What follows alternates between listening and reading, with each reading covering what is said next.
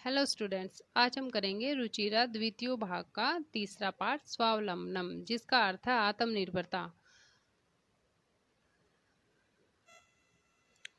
कृष्ण मूर्ति है श्रीकंठ मित्र आस्ताम। कृष्ण मूर्ति और श्रीकंठ दोनों मित्र थे। श्रीकंठ से पिता समृद्ध आसीत। श्रीकंठ के पिता धनी थे। अतः तस्य भवने सर्व विधानी सुख साधनानि आसन। अतः इसलिए उसके घर में सभी तरह के सुख साधन थे। तस्मिन् विशाले भवने, उसके बड़े से घर में, चत्वारिंशत् स्तंभाः 40 खंबे थे। तस्य अष्टादश प्रकोष्ठेषु, उनके 18 कमरों में, 50 ग्वाक्षाः 50 खिड़कियां, चतुश्चत्वारिंशत् द्वाराणि 44 दरवाजे, षट्त्रिंशत् विद्युत व्यजनानि च आसन और 36 बिजली के पंखे लगे थे। व्यंजनानी पंखे। तत्र 10 सेवकाः निरंतरम कार्यम कुर्वन्ति सम। वहाँ 10 सेवक लगातार कार्य करते रहते थे। परम कृष्ण मूर्ति माता पिता च निर्धनौ। कृषक दंपति, परंतु कृष्ण मूर्ति के माता पिता निर्धन कृषक पति पत्नी थे, यानी कि किसान पति पत्नी थे। तस्य गृहम आडंबर विहीन साधारण च आसीत। उनका घर आडंबर से रहित साधारण था। एकदा श्रीकंठः तेनशः प्रातः नववादने तस्य गृहम् अगच्छत्। एक बार श्रीकंठ उसके साथ, यानी कि कृष्ण मूर्ति के साथ, उसके घर प्रातः सुबह 9 बजे आया। तत्र कृष्ण मूर्ति ही, तब कृष्ण मूर्ति, तस्य माता पिता च, और उसके माता पिता ने, सब शक्त्यः श्रीकंठस्य आतिथ्यम अकुर्वन्, अपनी शक्ति के अनुसार, यानी कि अपने सामर्थ्य के अनुसार श्रीकंठ का अतिथि सत्कार किया। एतद् दृष्ट्वा, यह देख करके, श्रीकंठः अकथयत्, श्रीकंठ ने कहा, मित्र अहम भवताम सत्कारेण संतुष्टो अस्मि, कि मैं आपके सत्कार से संतुष्ट हूँ, खुश हूँ। केवलम इदमेव मम दुखम यतः तौ गृहे एकोपि भृत्यः न अस्ति। केवलम इदमेव, केवल मुझे, मम दुखम, यह दुख है, यह तव गृहे, कि तुम्हारे घर में, एकोपि एक भी, भृत्य होता है नौकर, नौकर न अस्ति नहीं है। कहता है कि मैं तुम्हारे अतिथि सत्कार से तो संतुष्ट हूँ, लेकिन मुझे इस बात का दुख है कि तुम्हारे घर में एक भी नौकर नहीं है। मम सत्काराय भवताम बहु कष्टम जातम, मेरे सत्कार के लिए आपको बहुत कष्ट सहना पड़ा। मम गृहे तु बहवः क्रमकराः सन्ति, मेरे घर में तो बहुत सारे नौकर है। तदा कृष्ण मूर्ति ही अवदत, तब कृष्ण मूर्ति ने कहा, मित्र ममापि अष्टौ क्रमकराः सन्ति, मेरे पास भी 8 नौकर हैं। ते च दौ पादौ दौ हस्तौ दौ नेत्रे, वो कहता है कि उनमें से 2 पादौ 2 पाँव है, 2 हस्तौ 2 हाथ है, 2 नेत्रे 2 आंखें, 2 श्रोत्रे इति, और 2 कान है। कौन कौन से 8 नौकर हुए? 2 पैर, 2 हाथ, 2 आंखें और 2 कान। एते प्रत्यक्षणम मम सहायकाः, ये हर समय मेरे सहायक है या मेरी सहायता करते हैं। किंतु तौ भृत्यः, किंतु तुम्हारे नौकर जो है, सदैव सर्वत्र च उपस्थिताः भवितुम न शक्नुवन्ति, कि सदैव सर्वत्र, हमेशा सब जगह उपस्थित नहीं हो सकते। त्वम तु सब कार्याय भृत्या अधीन है, और तुम्हारे तो सभी कार्य नौकर के अधीन है। यदा यदा ते अनुपस्थिता, जब जब वे अनुपस्थित होते हैं या छुट्टी पर होते हैं, गैर हाजिर होते हैं, तदा तदा त्वम कष्टम अनुभवसी, तब तब तुम कष्ट का अनुभव करते हो। स्वावलंबने तु सर्वदा सुखमेव, स्वावलंबन यानी कि आत्मनिर्भरता में हमेशा सुख मिलता है। न कदापि कष्टम भवति, कभी भी कष्ट नहीं मिलता है। श्रीकंठ अवदत, श्रीकंठ ने कहा, मित्र तव वचनानि श्रुत्वा मम मनसि महती प्रसन्नता जाता, कि तुम्हारे वचनों को सुनकर मेरे मन में बहुत प्रसन्नता हुई। अधुना अहमपि सब कार्याणि स्वयमेव कर्तुम इच्छामि, अधुना आज से ही मैं भी अपने सभी कार्य अपने आप ही करूँगा, यानी कि आज से मैं भी सभी कार्य अपने आप करूँगा, नौकरों से नहीं करवाऊँगा। भवतु सार्ध द्वादश वादनम इदम, कहते हैं कि अच्छा अब 12:30, सार्ध होता है आधा, द्वादश 12, वादनम बज गए हैं 12:30, यानी कि 12:30 हो गए हैं। सांप्रतम गृहम चलामी, अब घर चलता हूँ। अब हम करेंगे इसका अभ्यास कार्य। अभ्यास कार्य में पहला है हमारा प्रश्न, उच्चारण कुरुते है। उच्चारणम का मतलब होता है बोल कर देखना। ये सारी संख्याएं हैं, ये आपको बोल कर देखनी है। विंशति है, त्रिंशत, चत्वारिंशत, द्वाविंशति है, द्वात्रिंशत, द्विचत्वारिंशत। अब ये बिंदी ध्यान रखना, वी के बाद है तो यहाँ पीछे आवाज आएगी इसकी, विंशति। चतुर्विंशति है, त्रैस्त्रिंशत है, त्रैस्त्रिंशत, त्रैश्चत्वारिंशत, पंचविंशति है, चतुस्त्रिंशत, चतुश्चत्वारिंशत, अष्टाविंशति है, अष्टात्रिंशत, सप्तचत्वारिंशत, नवविंशति, नवत्रिंशत, 50। अब आगे है हमारा दूसरा प्रश्न, अधोलिखितानाम प्रश्नानाम उत्तराणी लिखते हैं कि नीचे लिखे हुए प्रश्नों के उत्तर लिखने हैं। कश्य भवनेश्वर विधानी, यहाँ पे ये नहीं लिखा हुआ है कि एक पद में या एक लाइन में उत्तर दे, तो हमें पूरा ही उत्तर देना होगा। आप ध्यान रखना कि कैसे देना है।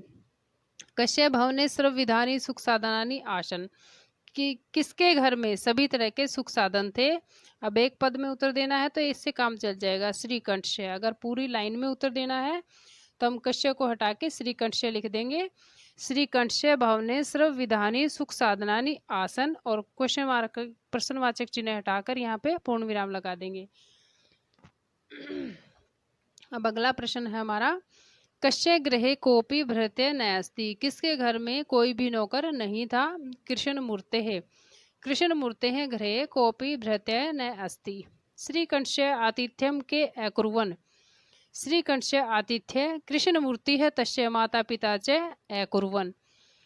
सर्वदा कुत्र सुखम, सर्वदा कुत्र सुखम, सर्वदा स्वावलंबने सुखम। श्रीकंठ है कृष्ण मूर्ते है गृहम कदा अगच्छन्, श्रीकंठ है कृष्ण मूर्ते गृहम प्रातः 9 अगच्छत्। कृष्ण मूर्ते है कति कर्मकराः सन्ति, कृष्ण मूर्ति के पास कितने नौकर थे। कृष्ण मूर्ते है 8 कर्मकराः सन्ति, 8 नौकर थे। अब यहाँ पे घर कब आया था उसके, सुबह 9 बजे। तब यहाँ ध्यान रखना कि जब भी ये लाइन शब्द जो है यहाँ रखेंगे तो उसके बाद जो प्रश्नवाचक चिन्ह है ये हट जाएगा और क्या बन जाएगा इसकी जगह, पूर्ण विराम। अगला प्रश्न है हमारा कि चित्राणी गणयित्वा, चित्रों को गिन करके तदध्याय संख्यावाचक शब्दम लिखते हैं, उसके नीचे संख्यावाचक शब्द लिखिए, यानी कि जितने भी चित्र हैं इन्हें गिनेंगे और संख्या लिख देंगे। ये 18 है तो अष्टादश, एक विंशति ही, अगला है पंचदश, षट त्रिंशत, चतुर्विंशति ही, त्रैत्रिंशत। उससे आगे है हमारा यही फिर है कि मंजूषात, मंजूषात ये जो लाइन है ना ब्लू, इसके अंदर जो शब्द लिखे हुए हैं ये मंजूषा कहलाती है। मंजूषात अंकानाम कृते पदानी चिनुत, कि यहाँ से हमने इन पदों को चुनना है। ये जो दिए हुए हैं तो इनमें से हम चुनेंगे कि 28 कहाँ लिखा हुआ है, अष्टाविंशति ये रहा, 30 त्रिंशत है, तो इस तरह हम इनको लिख देंगे। अगला प्रश्न है हमारा 5वां, चित्रम दृष्ट्वा मंजूषात पदानी च प्रयुज्य है वाक्यानि रचित है, कि चित्र को देख करके मंजूषा में दिए गए पदों को चुन करके वाक्य बनाने हैं। यानी कि पहले चित्र देखो, फिर मंजूषा देखो, फिर ये वाक्य बनाने हैं। तो ये आप कोई भी छोटा बड़ा वाक्य बना सकते हैं अपनी मर्जी से, लेकिन शब्द यहाँ मंजूषा से ही उठाने होंगे। अब अगला प्रश्न है हमारा वक्त के टाइम पे, अधोलिखिताम समय वाचकान अंकान पदेशु लिखत, नीचे लिखे हुए समयवाचक अंकों के सामने पद लिखने हैं, यानी कि अंक दिए हुए हैं, पद लिखने हैं। 10:30 को हम कैसे बोलते हैं? आधा है तो, यानी कि घंटे का आधा है तो सार्ध, आधा सार्ध। जहाँ पे आधा होगा वहाँ पे सार्ध लिखा जाएगा। जैसे ये आधा है तो सार्ध, यहाँ पे है सार्ध, ये भी है, यहाँ भी, यहाँ भी। आप कहीं भी देख सकते हैं कि पहले सार्ध शब्द आएगा। अकेला पूरा टाइम है, जैसे 7 है, 11 है, 8 है, 9 है, 5 है। तो यहाँ सीधी हम संख्या लिखेंगे और पीछे वादनम लिख देंगे। जैसे सप्तवादनम, एकादशवादनम और पंचवादनम, नववादनम, अष्टवादनम। ठीक है। अब आधा है तो सार्ध, फिर संख्या आएगी, सार्ध के बाद संख्या आएगी। सार्ध द्वादश वादनम, यहाँ पे ये गलत लिखा हुआ है, ये 10 वादनम आना चाहिए था। ठीक है, आप इसको ठीक कर लेना। ये सार्ध 10 वादनम, द्वादश तो 12 हो गए ना, या तो इसको 12 करो आप, 12।